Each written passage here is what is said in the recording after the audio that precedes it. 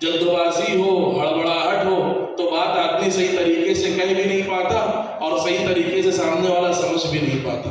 بہرحال اساتذہ کی اس کے پیچھے بہت محنتیں رہی ہیں، انہوں نے اضافی وقت دیا ہے اور بہت قربانیاں ہیں۔ اس زمانے میں مکاتب ہمارے بچوں کے ایمان کی حفاظت کا سب سے اہم ذریعہ ہے، ورنہ تو بچے ہمارے ہاتھ سے نکل رہے ہیں اور یہودیت کے اور صہیونیت کے اور اسی طریقے سے غیر اور باطل کی وچار دھارا کے غلام بنتے جا رہے ہیں۔ اسنیپ چیٹس اور انسٹاگرام اور فیس بک اور واٹس ایپ اور یوٹیوب اور ان چیزوں کے ذریعے سے بے رحمی کا ایک سیلاب امٹ کر کے آ رہا ہے، جس کا مقابلہ تنے تنا یہ چٹائی پر بیٹھنے والے حضرات کر رہے ہیں۔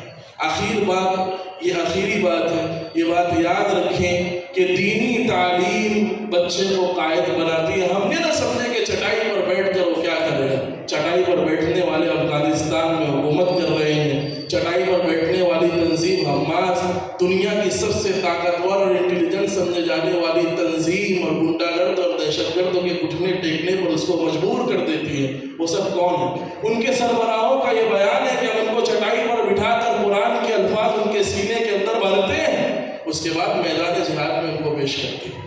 سب سے اہم تعلیم ہے، ہمارے نبی پوری دنیا کے قائد ہیں، ان کی لائی ہوئی تعلیم کو جو اپنائے گا وہ پوری انسانیت کا قائد ہو جائے گا۔ بس انہی الفاظ پر میں اپنی گفتگو کو ختم کرتا ہوں۔ وآخر دعوانا الحمدللہ رب العالمین۔ جزاکم اللہ خیر و احسن الجزاء۔